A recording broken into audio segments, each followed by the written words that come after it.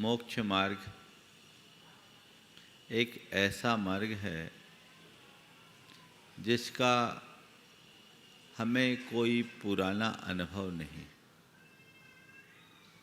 ऐसे मार्ग में स्थिर रहते हुए अपने जीवन को आगे बढ़ाना बहुत कठिन है।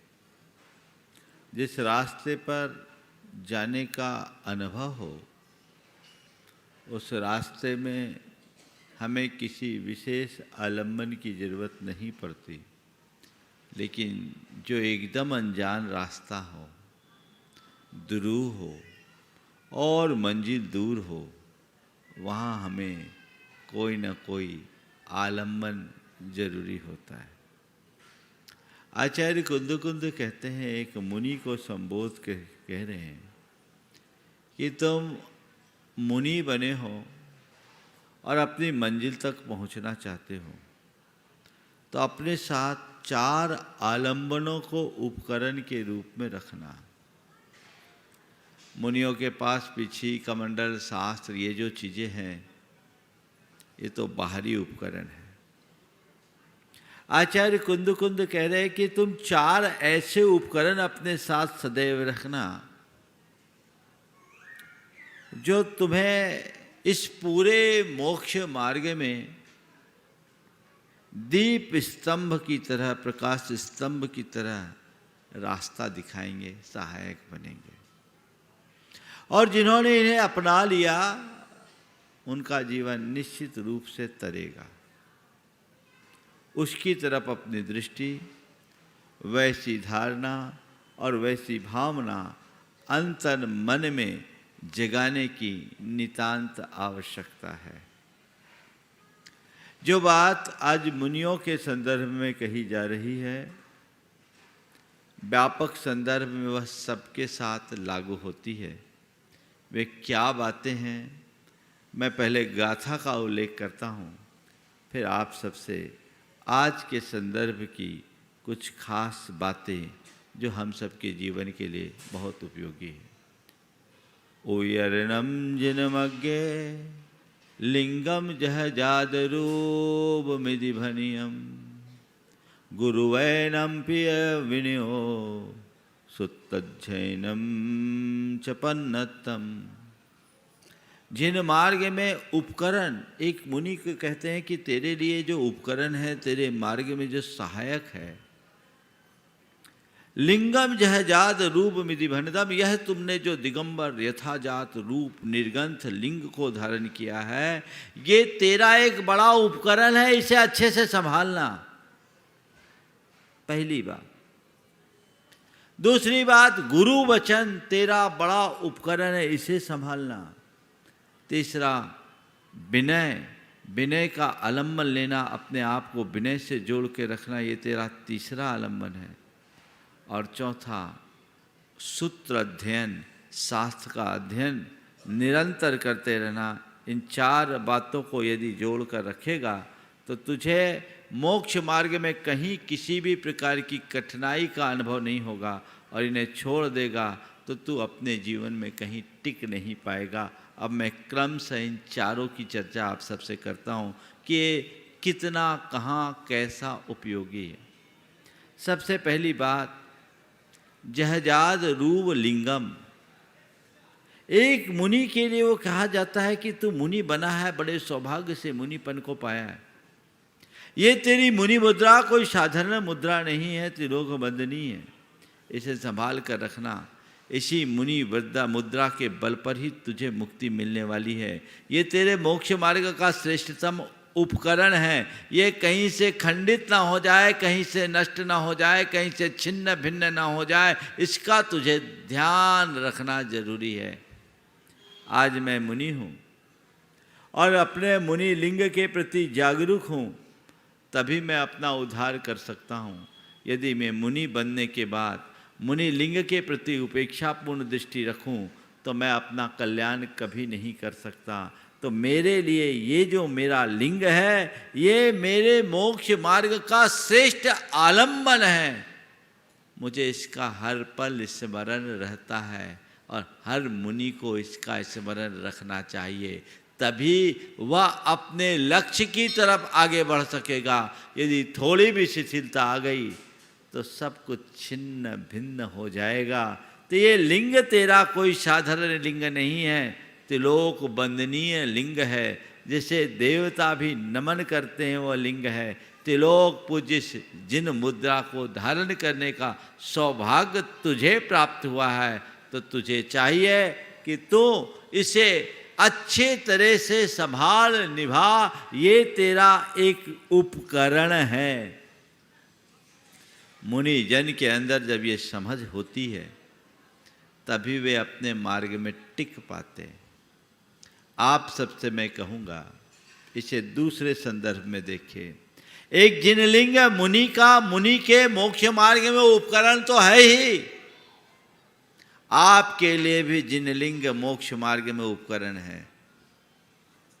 एक निर्ग्रंथ के दर्शन करने से ही हमारे हृदय में एक प्रकार का उत्साह प्रकट होता है, धर्म के प्रति लगाव जगता है। आचार्य कुंद ने इस जिनलिंग को दर्शन की संज्ञा दी।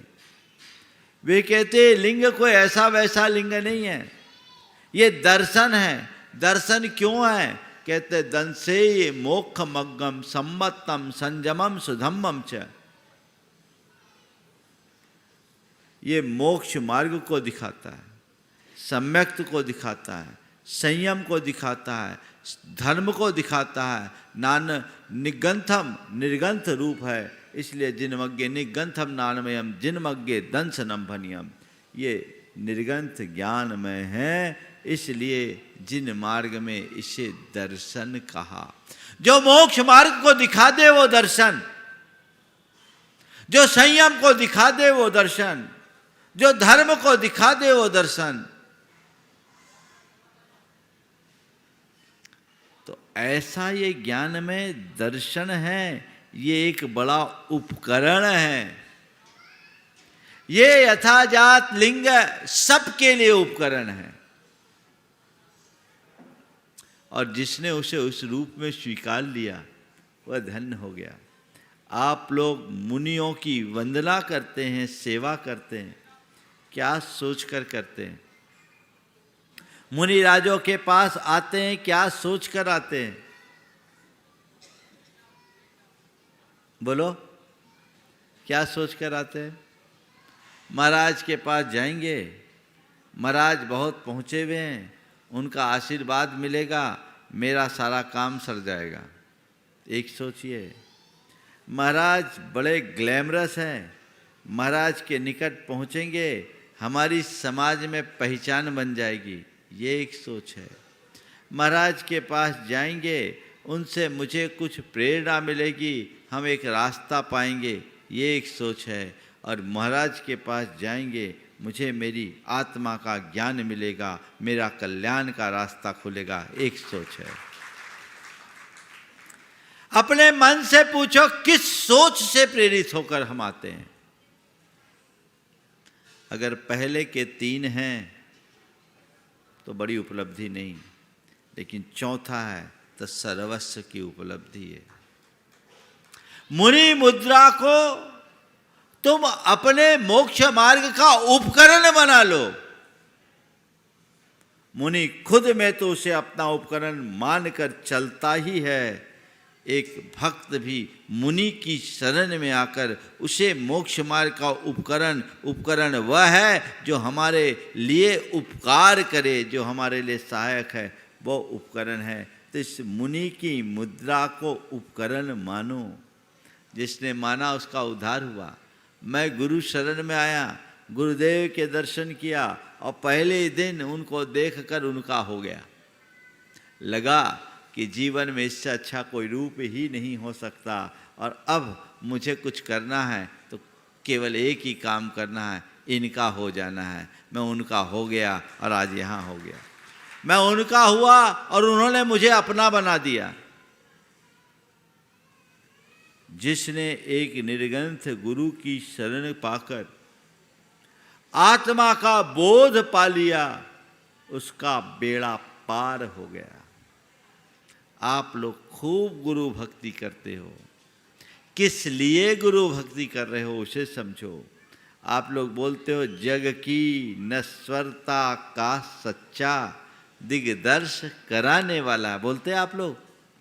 तो गुरु के सानिध्य में आने के बाद संसार की नश्वरता का बोध हो तो मजा है, अन्यथा सब व्यर्थ। ऐसी दृष्टि और भावना अंतर मन में विकसित करे जिससे हमारे जीवन का पथ प्रशस्त हो सके। समझ में आ रही बात? तो पहली बात, जिन मार्ग में ये लिंग उपकरण है, दूसरे अर्थ में आप लोग मुनि मुद्रा मुनि लिंग तो उपकरण है ही। आप एक गृहस्थ हो और आप मान लीजिए व्रती हो, तो अपने स्वरूप को स्मरण में रखो कि मैं एक गृहस्थ हूँ, सदगृहस्थ हूँ, मैं जैन हूँ, तो मुझे अपने जैनत्व के गौरव को बचा के रखना है। मैं जिन भगवान का अनुयायी हूँ तो मुझे अपने उस गौरव को बचा के रखना है, क्योंकि यही स्वरूप मुझे आगे बढ़ने में सहायक बनेगा। जब तक मनुष्य के मन में स्वरूप के प्रति गौरव नहीं होता, तब तक उसका वास्तविक उत्कर्ष नहीं हो सकता। वो गौरव अपने मन में जगाना चाहिए, जिससे जीवन का पथ प्रशस्त हो सके। पहली बात। दूसरी बात, गुरु वैनम, गुरु का वचन बड़ा उपकारी है। प्रवचन तो सब सुनते हैं, पर गुरु ने जो कहा वो मेरे लिए ब्रह्म वाक्य हो गया, वो पत्थर की लकीर बन गई, क्योंकि वही मेरा उद्धार कराएंगे। ये श्रद्धान जिसके अंदर हो, जिसने एक गुरु वचन को पकड़ लिया, उसका बेड़ा पार है। गुरु वचन को पकड़ो, वो उपकारी होगी। एक जमाने में दीपचंद जी वर्णी नाम के एक साधक थे, बुंदेलखंड में रहते थे। उनका एक शिष्य था ब्रह्मचारी भोला। वो भोला था, उसे सम्मेद शिखर की यात्रा करने की इच्छा हुई। अब पैदल यात्रा करनी थी। गुरु वचन कैसे काम आते वो मैं आपको बता रहा हूं। सम्मेद शिखर की यात्रा करने के लिए जब निकले तो लगा, अपने गुरु से पूछा तो गुरु जानते थे भोला भी है, उदंड भी है, थोड़ा गड़बड़ हो जाए, इतनी लंबी यात्रा है, कहीं परेशानी ना हो। उन्होंने कहा देख तू जा रहा है, जा, तुझे मैं 3 रत्न दे रहा हूं, उसे संभाल कर रखना। 3 रत्न दे रहा हूं, उसे संभाल कर रखना। किसी भी हालत में इसे मत खोना। यदि ये रत्न तेरे पास होंगे तो तेरी यात्रा निर्बाध पूरी होगी, और इन रत्नों को खो देगा तो फिर कोई गारंटी नहीं, तो इसे संभाल कर रखना। बोले ठीक है गुरुदेव, दे दीजिए। उन्होंने कहा पूरी यात्रा में किसी से याचना मत करना, कि पूरी यात्रा में किसी से याचना मत करना। कोई अपमान करे तो अपने आप को अपमानित महसूस मत करना, और कोई कितना भी प्रताड़ित करे तुम प्रतिवाद मत करना। 3 वाक्य दे दिए मंत्र के रूप में। याचना मत करना, अपमान करे अपने आप को अपमानित मत महसूस मत करना, और कोई कितना भी प्रताड़ित करे प्रतिवाद मत करना। निकल गए यात्रा करते करते। एक स्थान पर वो थक गए तो एक चबूतरे पे बैठ गए। पैदल चलते चलते किसी के मकान के चबूतरे पे बाहर बैठ गए। वो मकान जिस व्यक्ति का था वो धर्म सहिष्णु नहीं था। एक साधु को देखा और विधर्मी साधु को देखा, तो उसे गुस्सा आया और क्षुब्ध हो गया और उन महाराज को भला बुरा कहना शुरू कर दिया, भला बुरा कहना शुरू कर दिया और एक चांटा भी दे दिया। इन्होंने कुछ नहीं कहा, चुपचाप बैठे रहे। थोड़ी देर में ही गांव के लोग आ गए। गांव के लोगों ने देखा ये आदमी इस साधु के साथ अभद्र व्यवहार कर रहा है, ये उचित नहीं, और ये कुछ नहीं बोल रहे हैं, ये समता रखें, ये अभद्र व्यवहार कर रहा है। लोगों को बहुत दुख हुआ, क्षोभ भी हुआ। लोगों को दुख और क्षोभ हुआ और लोगों ने इकट्ठे होकर कहा, महाराज जी आपके साथ बुरा हुआ, हम इसके लिए क्षमा मांगते हैं और अभी हम उसको सबक सिखाते हैं। उन्होंने मेरा कुछ बुरा नहीं किया, उन्होंने मेरा कुछ भी बुरा नहीं किया, मैं पाया हूँ, खोया नहीं हूँ। उस व्यक्ति ने उनका एक बटुआ भी ले लिया था, जो उनका झोला था वो ले लिया था। बोले मैंने कुछ खोया नहीं, मैंने पाया ही है। मेरे गुरु ने मेरी यात्रा के समय मुझे जो 3 रत्न दिए थे वो बचे रह गए। मैं यही सोच रहा था सब छीन रहा है, कहीं मेरा रत्न न छीन ले। मैं बहुत भाग्यवान समझता हूँ। ये कौन से रतन की बात कर रहे हैं, कहीं कोई छिपा उपा के तो नहीं रखा? बोले महाराज वो कौन सा रतन है, हम लोगों को भी तो दर्शन करा दें। बोले भैया देखो मेरे पास तो ये धोती और दुपट्टा है, जिस रत्न की बात तुम करते हो वैसा कोई रत्न तो मेरे पास नहीं है, पर मेरे गुरु ने मेरी यात्रा के समय मुझे 3 शिक्षाएं देते हुए कहा था, ये 3 रत्न ही से संभाल कर रखना। उन्होंने दोहरा दिया, किसी से कोई याचना मत करना, कोई कितना भी अपमान करे अपमानित महसूस मत करना, और कोई कितना भी प्रताड़ित करे प्रतिवाद मत करना। मैंने इन 3 रत्नों को बचा लिया तो मेरा जीवन धन्य हो गया।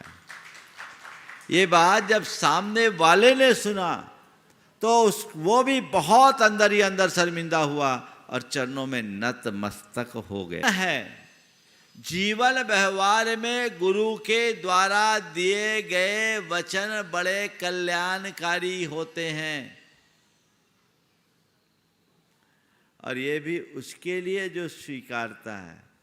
कई लोग तो ऐसे भी हैं आजकल के गुरु भक्त लोग, गुरुओं को भी घुमा देते हैं। क्या होगा? गुरु वचन को अपने लिए उपकारी मानकर उपकरण के रूप में स्वीकार करो। लोग गुरु को तो मानते हैं, गुरु की नहीं मानते है। बोलो आपकी गुरुओं के प्रति कैसी श्रद्धा? कभी गुरु ने तुम्हारे वैयक्तिक जीवन के कल्याण के लिए तुम्हें कोई मार्ग बताया? तुम्हारे हृदय में उसके प्रति क्या दृष्टि होती है? महाराज जी कह तो रहे हैं, देखेंगे। बड़ी कमजोर श्रद्धा है। आप लोग रोज हजामत बनाने जाते हो, नाई के हाथ में उस्तुरा होता है और फिर भी वो आपको गर्दन झुकाने बोलता है तो झुका देते हो कि नहीं? बोलो। हजामत बनाते समय नाई के हाथ में उस्तुरा है और जिसके हाथ में उस्तुरा है वो नाई कहता है गर्दन झुका दो, तो बिना तर्क वितर्क के आप गर्दन झुकाने को तैयार रहते हो कि नहीं? झुकाते ही हो। गुरुओं को आपने उस लायक भी नहीं छोड़ा। बोलो। गुरुजन यदि कुछ बोले तो तुम उसमें दिमाग लगाते हो। उस नाई के द्वारा उस्तुरा हाथ में रखने के बाद भी तुम गर्दन झुकाने को तैयार हो कि क्योंकि तुम्हें विश्वास है ये कुछ गलत नहीं करेगा। ऐसे ही गुरु अगर कुछ बोले, तुम्हारे मन में ये विश्वास हो इसमें मेरा भला होगा, तो स्वीकारने में कोई देर नहीं। गुरु के वचनों से मेरा भला होगा, ये समझ अपने अंदर विकसित कीजिए, तब रास्ता खुलेगा। ऐसे बातें करने से कुछ नहीं होगा। तो गुरु के वचन मेरे लिए मंत्र है। जो कह दिया वो मेरे लिए पत्थर की लकीर हो गई। उसके विषय में मैं कभी सोच भी नहीं सकता। और मैं आपसे के लिए कहता हूँ, थोड़ा नीचे आ जाता हूँ। कदाचित गुरु ने जो कहा वो न कर पाओ तो भी मैं आप लोगों के लिए क्षमा मानता हूँ। गुरु ने जो कहा वो न कर पाओ तो भी क्षमा है, पर गुरु जिस बात का निषेध करे वो कभी मत करना, वो क्षमा होगा। मैं यहीं पर था, 2014 की बात है। एक सज्जन आए, बहुत जुड़े हुए, एक बड़े प्रतिष्ठित परिवार के व्यक्ति। पूरे गाल की सर्जरी हुई थी, मुंह बिगड़ा हुआ था, आवाज निकलती नहीं थी, आधा ओठ भी कटा हुआ था, साफ साफ आवाज नहीं आती थी। मैंने पूछा, ये क्या हुआ भाई, आपको क्या हो गया? बोला, महाराज गुरु वचन न मानने का परिणाम है। गुरु वचन न मानने का परिणाम। उन्होंने तो कहा था मेरा नाम भी आप ले सकते हो, पर मैं नाम नहीं ले रहा हूं, सेंसर कर रहा हूं, शायद वो सुन भी रहे होंगे। गुरु वचन न मानने का प्रमाण है। मैंने पूछा क्या हो गया? बोले, महाराज मैं बहुत गुटखा खाता था और आचार्य महाराज कभी किसी से चला के कहते नहीं कि तुम इसे छोड़ो। महाराज जी उन्होंने मुझसे कहा कि ये छोड़ दो, ये ठीक नहीं है। और मैंने कहा महाराज जी बहुत कठिन है, छूटती नहीं है, कोशिश करूंगा। मैंने उनकी बात को टाल दिया। महाराज जी उन्होंने कहा और उसके 3-4 महीने बाद मुझे कैंसर डिटेक्ट हो गया। ये तो इतना पुण्य है कि आज मैं जिंदा बचा हूँ। ऑपरेशन हुआ, पूरा गाल छिला, जीभ कटी। ये भयंकर कैंसर ज़्यादा फैला नहीं तो मैं बच गया। महाराज जी मैं अगर उनकी बात मान लिया होता तो मुझे लगता है आज मैं ऐसी बीमारी का शिकार नहीं होता। बाद में समझ में आती है बात। वो जो कहे वो करे बहुत उत्तम है। कदाचित न कर पाओ तो भी मैं उसके लिए क्षमा मानता हूं, पर जिस बात का वो निषेध करे वो कभी मत करना, कभी मत करना। कई लोग बताते हैं महाराज जी आपने कुछ बात के लिए मना किया, हमने किया और उसका परिणाम अच्छा नहीं निकला, पर तब तक बहुत देर हो चुकी होती है। गांठ बांध के रख लो, जिसका निषेध वे करते हैं वो मुझे नहीं करना, ये मेरी वैयक्तिक जिम्मेदारी।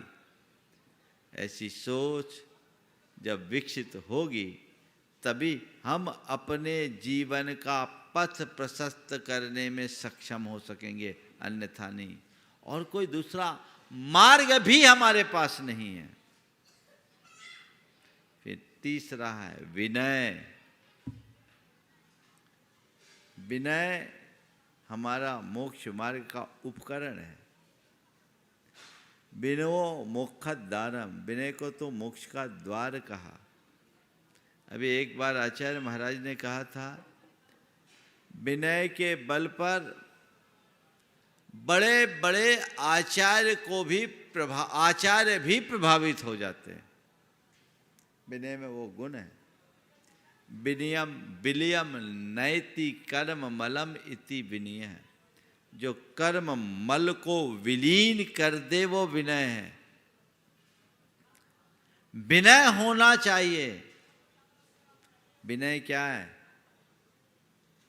हाथ जोड़ना, नमन करना, पीछे चलना, ये विनय का बाहरी रूप है। असली विनय क्या है? हार्दिक आदर भाव होना, अंदर से आदर का भाव होना, और सपने में भी अविनय न करना।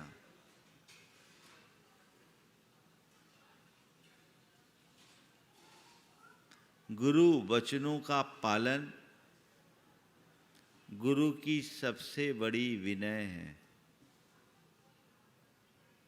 मैं आपसे पूछता हूं, आपका बेटा आपकी सेवा तो खूब करता हो और जो बोले उसका उल्टा करता हो, आप क्या सोचेंगे उसके प्रति? सेवा कर रहा है, हाथ पांव दबा रहा है, लेकिन जो बोल रहे हैं उससे उल्टा चल रहा है। ऐसे बेटे को लायक करोगे क्या? हाँ, ऐसा बेटा सपूत कहलाने के लायक है क्या? नहीं है। ऐसे ही तुम गुरु की ऊपरी सेवा तो कर रहे हो, लेकिन रास्ता उल्टा अपना रहे हो, तो तुम गुरु के प्रति अविनीत हो, तुम्हारे तरफ से विनय नहीं है। विनय तभी होगी जब तुम वैसा करोगे, वैसा बनोगे। ऐसी दृष्टि और भावना अंतरंग में जगा करके रखने की जरूरत है। जब वो जग जाए तो जीवन का काया पलट हो सकता है। ऐसी दृष्टि, तो विनय को अपने जीवन में स्थान दीजिए। उनके प्रति आदर भाव, उनका बहुमान और हर किसी के प्रति नम्र वृत्ति, ये विनय के लिए अत्यंत आवश्यक है। जब ये करेंगे तब कहीं जाकर हमारे जीवन का पथ प्रशस्त होगा। और चौथी बात है सुत्तध्ययनम, सूत्र का अध्ययन, यानी शास्त्र का अध्ययन, स्वाध्याय। ये गुरु वचन तुम्हें मोक्ष मार्ग में आगे बढ़ाते हैं, तुम्हारा विनय तुम्हें मोक्ष मार्ग में आगे बढ़ाता है, और शास्त्र का स्वाध्याय तुम्हें तुम्हारे मार्ग में आगे बढ़ाएगा। आजकल लोगों के अध्ययन की प्रवृत्ति कम होते जा रही है, जबकि ये बढ़नी चाहिए। इससे मार्ग मिलता है, दिशा मिलती, दृष्टि मिलती है। आचार्य कुंद कहते हैं, जैसे एक सुई में सूत्र लगा दो, धागा, सूत्र का अर्थ होता है धागा, तो धागा सही सूत्र, सुई अगर कहीं गिर जाए, गुम जाए, तो सुई को खोजने में कोई कठिनाई नहीं होती। लेकिन साधारण सी सुई अचानक कहीं खो जाए, गिर जाए, तो उसको खोजना बहुत मुश्किल होता है क्या? होता है कि नहीं होता है? एक सुई कहीं गिर जाए जमीन में तो उसे ढूंढ पाना बहुत कठिन होता है, लेकिन उसी सुई में धागा हो तो धागा को पकड़ करके सुई तक पहुंच जाते हैं। आप लोग यही करते हैं ना घर परिवार में, सुई को कभी खाली सुई नहीं रखते हैं, उसमें धागा पिरो करके रखते हैं कि धागे को पकड़ लेंगे तो सुई मिल जाएगी। धागे को सूत बोलते हैं। क्या बोलते हैं? सूत। और प्राकृत में सूत को सुत्त बन जाता है। तो जैसे सुई जहा ससुत्ता, जैसे सुई, सूत्र सहित सुई, सूत्र यानी धागा, तो सूत्र सहित सुई, जैसे धागे सहित सुई कभी खोती नहीं, वैसी जो सूत्र यानी आगम के अध्ययन से जुड़ा है वो संसार में कहीं खोता नहीं। और जैसे सूत्र रहित सुई कहीं भी खो जाती है, वैसे ही आगम के सूत्र से शून्य मनुष्य भी इस संसार में खो जाता है। तो सूत्राध्ययन होना चाहिए, नियमित होते रहना चाहिए। अगर वो अध्ययन होगा तब कहीं हमारे जीवन का पथ प्रशस्त होगा।